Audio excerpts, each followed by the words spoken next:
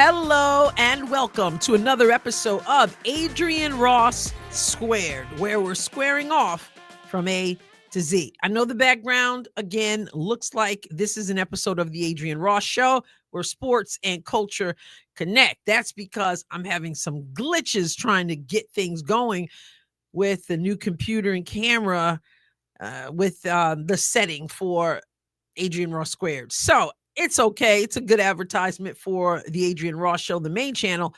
So if you have not subscribed over there, make sure you go on over to the Adrienne Ross Show and hit the subscribe button and check out the videos there. I will make sure the link to that channel is in the description of this episode of Adrienne Ross Squared. So let's square off. Did you get an opportunity to tune in for President Trump's address to Congress on Tuesday night? I hope you did. I did. I found his speech interesting. It's rather interesting. Lack of a better word. It's not a great word, but that's the word. That's the adjective that comes to me. It was interesting that just 6 weeks in, our president had a lot to talk about. Usually this early in the presidency, not as much is done, but he certainly hit the ground running and was able to highlight those things. His speech was also funny because he's President Trump. He's funny. He went off script a few times. Pocahontas, remember that? That one did have me going, ugh. But he was, I'm sure he wanted to say even more than that. And we'll get into that. So he was funny. And he also gave a very moving speech. And that's really what I want to get into today.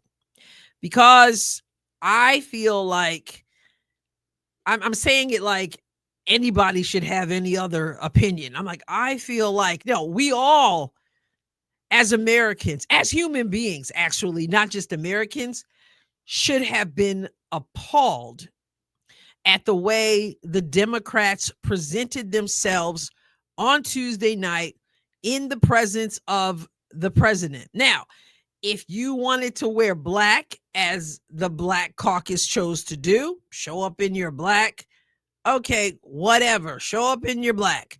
If you wanted to wear pink, I'll show you a picture of that and get into that in a moment. But if you wanted to wear pink, as the ladies decided they wanted to do, okay, it's hypocritical, and I'll get into that in another video, but fine, wear your pink.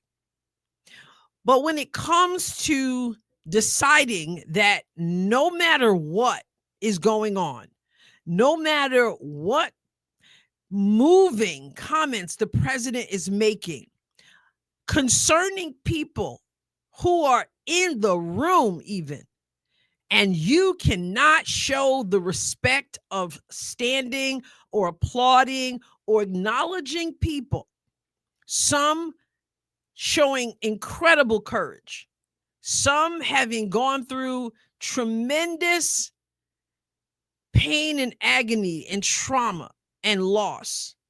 And you can sit there and just hold your little auction sign talking about Elon Musk, lies about Medicaid, this other stuff. It is unfathomable to me that if you have a human cell in your body, that you could just sit there because you have your panties in a wad, that America chose President Trump and gave him a mandate. I don't care whether you like Trump or not. That's not even the issue here.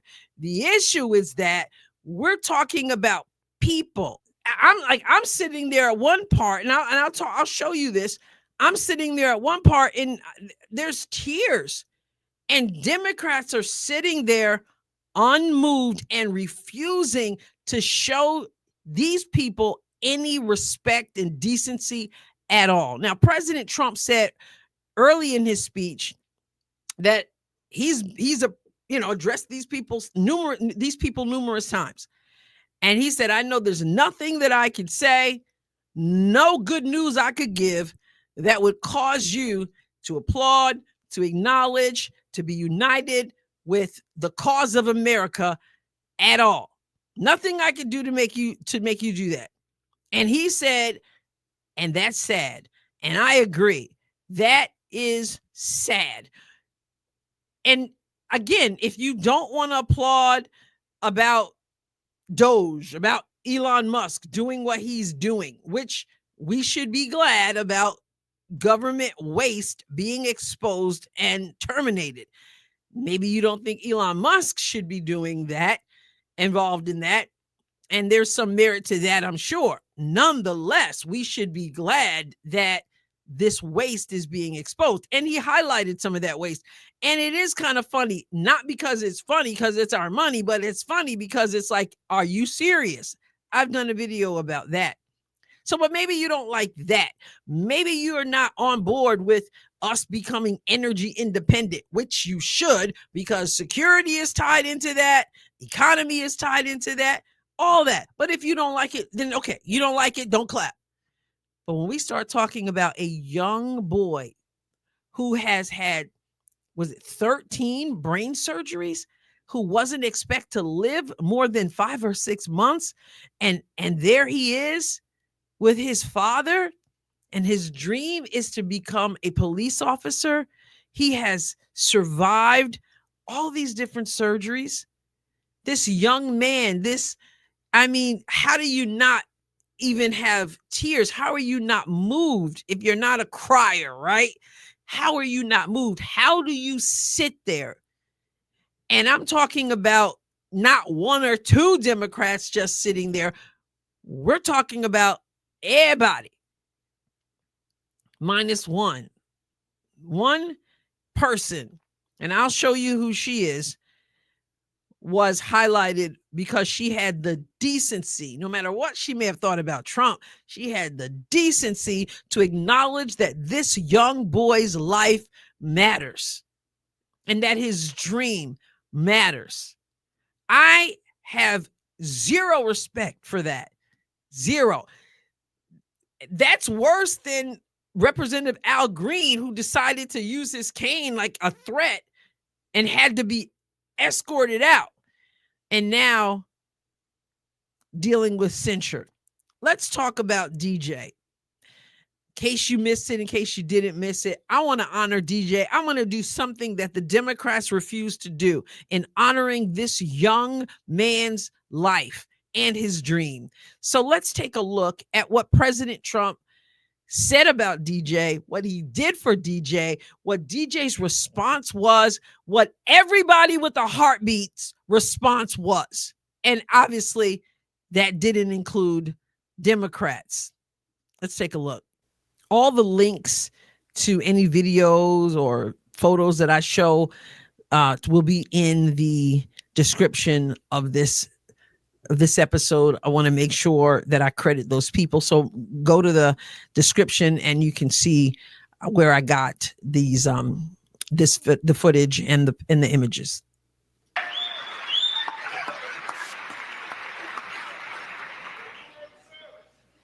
But in 2018, DJ was diagnosed with brain cancer. The doctors gave him 5 months at most to live. That was more than 6 years ago.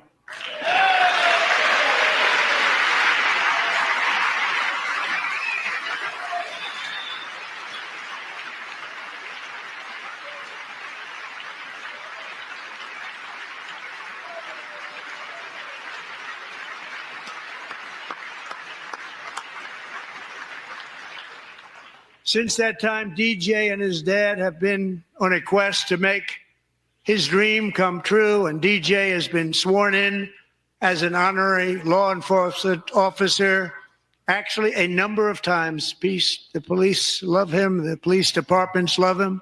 And tonight, DJ, we're going to do you the biggest honor of them all. I am asking our new Secret Service Director, Sean Curran, to officially make you an agent of the United States Secret Service.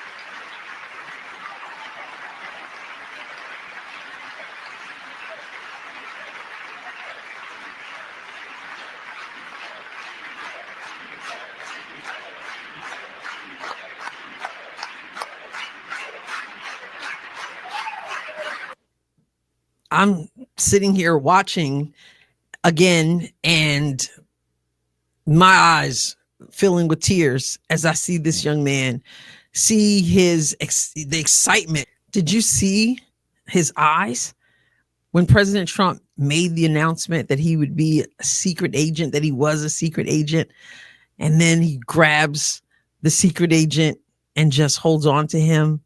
Just absolutely, it's so moving. And the thumbnail for this video, you'll see with him holding up the badge, just amazing, the moment. And yet Democrats sat there.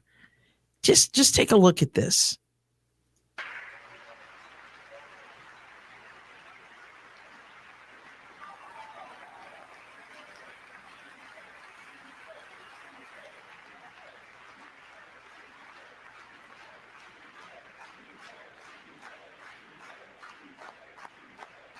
They're standing and clapping.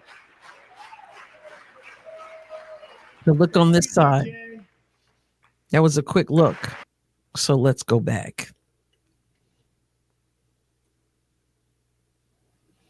They're on their feet. Everybody with a heart would. And here we go. This is what we have. I'm not talking about the Supreme Court. They always stay seated. I'm talking about these people. All these people over here. And again, back over here, everyone standing, but not this side of the room. This young man, he's not political. He didn't vote. He didn't do anything wrong.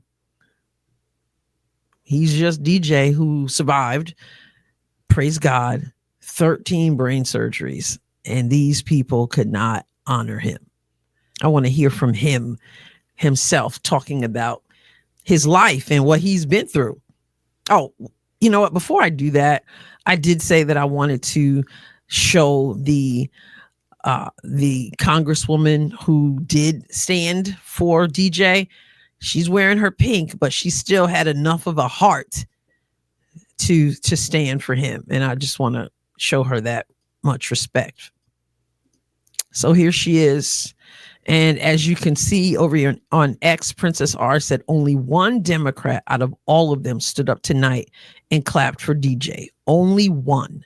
Her name is Laura Gillen of Long Island. And a little research showed me that she is from Hempstead, Long Island, which is where I grew up, by the way. So good job. Just a no-brainer. It should have been for everyone. But I appreciate her standing, especially when all of her colleagues around her were not, whether they had walked out by then, because some did walk out, some got kicked out, and but some wanted to, make a scene and get up and walk out. I don't know how they were there during this time, but she stood up. So good job. Now let's hear from DJ. I'm over here on X. Aggie posted this. This is DJ Daniel. He wrote, the young man Trump honored at his speech last night. He got a standing ovation from everyone but the lunatic left. Imagine being so evil you can't even honor a young man battling cancer. God bless DJ. Yes, God bless DJ. But you want to know the craziest part? Because my mom bathes me and my brothers all together. And out of nowhere, I locked up, and then my dad was calling my name, and I started going to the slow thing, and he said, "Stop playing with me." And then I started to act, I ain't gonna lie, I started to act slow, and then as soon as he said that, we was speeding all the way, running lights, going to the hospital, and then next thing you know, I was seizing on the table. They said, "Nah, we gonna have to go in his brain tonight." Ever since then, I had 13 brain surgeries, and that's how many times my personality has changed, and that's something that you don't hear from a terminally ill child. They had 5 months to live. I'm gonna keep on going until my gas tanks run out. And that's when God calls you home. You never know when God's gonna call you home. I wouldn't be here if it wasn't for my dad. I know he's pretty proud of me, and I'm pretty proud of him too. And I'd like to thank President Trump, because if it wasn't for him, I wouldn't be here today. This young man has more sense than the Democrats sitting in there who were completely disrespectful, not only to the president, but to this young man. forget your thoughts about the president in this moment. You honor this young man. So God bless DJ. The hand of God is already on him, and he wasn't expected to be here, but here he is. So let's move on to the story of Jocelyn Ungare, who was 12 years old and murdered by illegal aliens, allegedly. I'll do the obligatory allegedly. And mom, Alexis, was there. Her sister was there. And the Democrats couldn't find it in their hearts to stand for her either. But Trump honored her. Let's take a look at that. And then let's hear some comments she made afterwards, because she had some strong feelings about how dishonorable the Democrats were during Trump's acknowledgement of her daughter's murder. So Simulation V 2024 wrote on X, not one Democrat stood. The Democrat Party is done. There is no recovering from tonight. And she's sharing a message from George, who wrote, wow, President Trump just announced to the mother of Jocelyn Ungare, the 12-year-old girl who was murdered by illegal aliens brought in by Biden, that he is naming a national wildlife refuge after Jocelyn. And again, not one Democrat stood up. Let's take a look at Trump's acknowledgement of this young 12-year-old who was murdered. Alexis, I promised that we would always remember your daughter, your magnificent daughter. And earlier tonight, I signed an order keeping my word to you. One thing I have learned about Jocelyn is that she loved animals so much. She loved nature. Across Galveston Bay, from where Jocelyn lived in Houston, you will find a magnificent national wildlife refuge, a pristine, peaceful, 34,000-acre sanctuary for all of God's creatures on the edge of the Gulf of America. Alexis, moments ago, I formally renamed that refuge in loving memory of your beautiful daughter, Jocelyn. So, Mr. Vice President, if you would, may I have the order?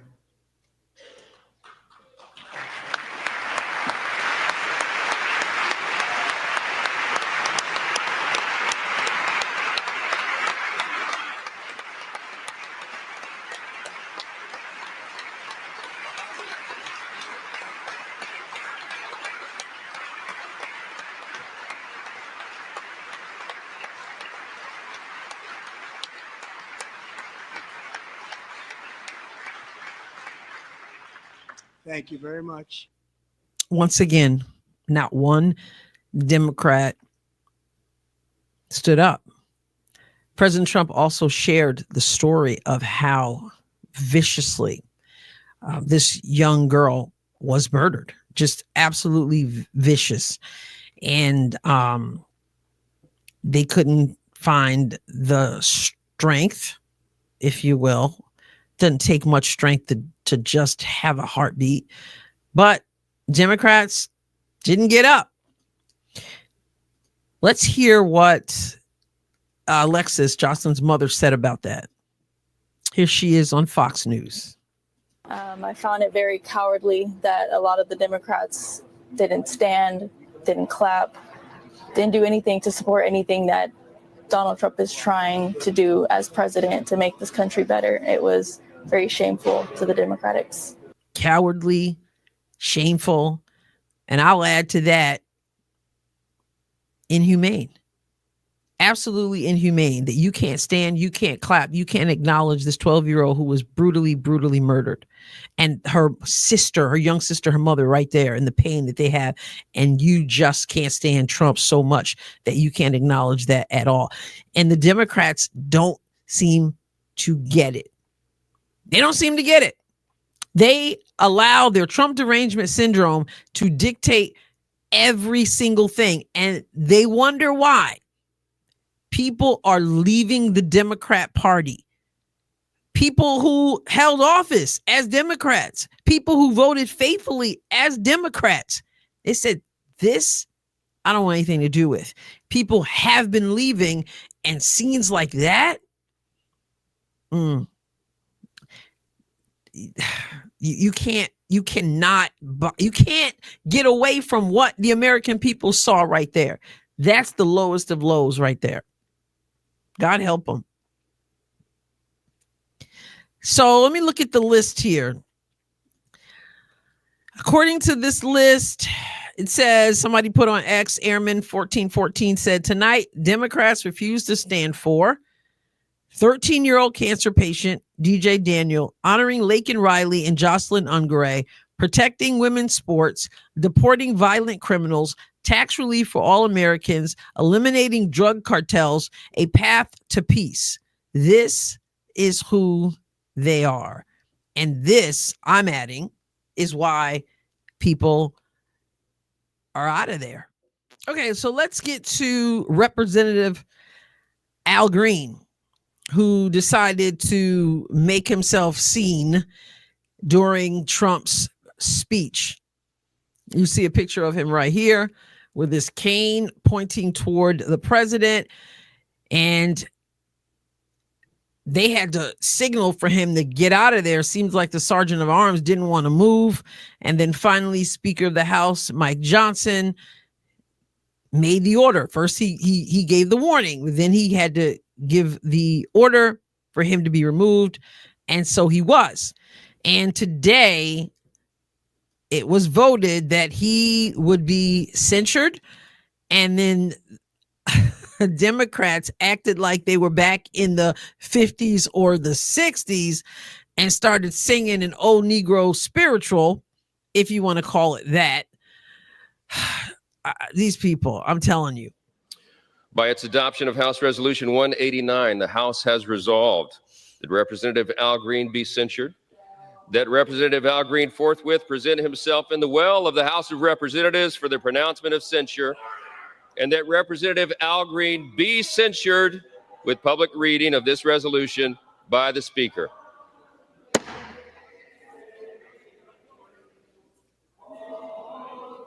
And they're singing, "We shall overcome."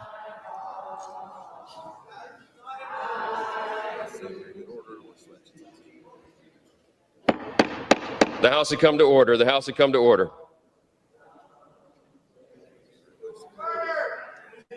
What's it?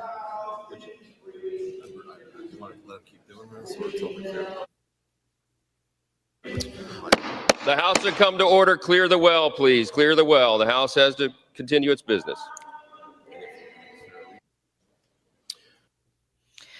Apparently, that's not some kind of AI generated thing, that these people actually stood there singing, "We shall overcome one day." Remember that old song, "Deep in my heart, I do believe we shall overcome someday."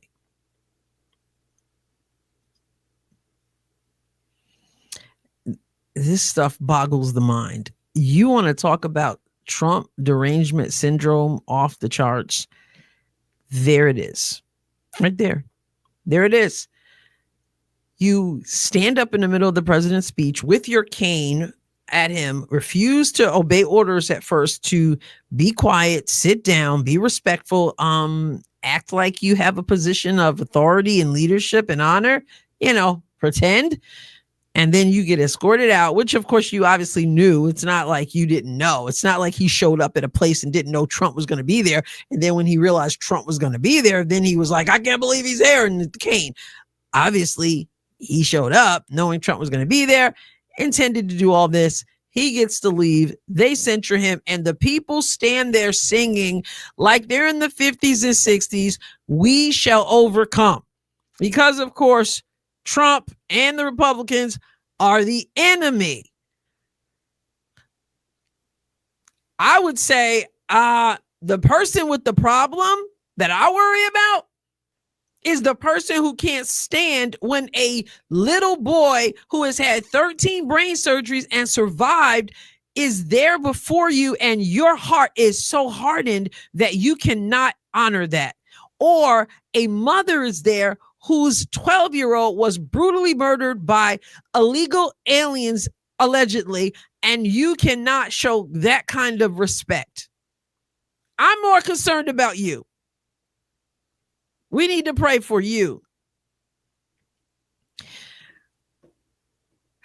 This is interesting. It's going to be an interesting 4 years. I'm glad that Trump is moving forward with his agenda that the American people voted for him to do. And I'm going to end with this because I commented on, and you saw that the ladies were in pink.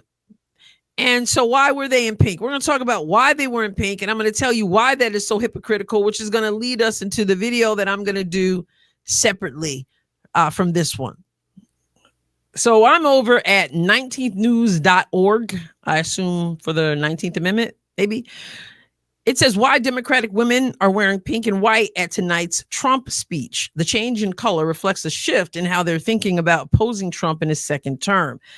Let's just skip down here. Let's go down here to the second paragraph. It says some women will continue to wear white at Tuesday night's address by Trump because they had talked about the past. They had worn white. But New Mexico Representative Teresa Lega Fernandez, who chairs the Democratic Women's Caucus, told Time magazine that wearing pink is meant to call attention to Trump's administration negatively impacting women and families. Goes on to say women are claiming pink as a color of protest, as a color of power, and we are protesting what is happening right now. She said, like what? Closing the borders, trying to become energy independent, honoring people who should be honored with policies that protect them. Like, what are you protesting? Cutting government waste, making sure that we are hired based on merit. What don't we like here? Oh, it's Trump. I get it. And you don't ever have to like everything a president does. I'm not going to like everything he does, I imagine. But this whole blanket, it's Trump, so it's bad. It's ridiculous. Anyway, why I wanted to show the pink and why I call it hypocritical is because the Democrats voted against. The Democrats in pink, every single one of them voted against protecting women against men in women's sports. Their pink is baloney. It's hypocritical. The talk about empowerment of women is a farce, an absolute farce. I'll save that for another video. Anyway, what are your thoughts? Did you watch the president's speech? What did you think of his speech? What did you think of the Democrats refusing to stand up to honor DJ and to honor Jocelyn's memory and to make a scene? What is your overall view about the whole thing? And hopefully it's beyond whether or not you voted for the president. What do you think about what went down at this speech to Congress? And as I said, I intend to come to you at some point shortly with another video regarding the ladies in pink. I'll catch you next time, God willing. Make sure you subscribe to the channel if you haven't done so. Give it a thumbs up, share with other people. God bless you abundantly.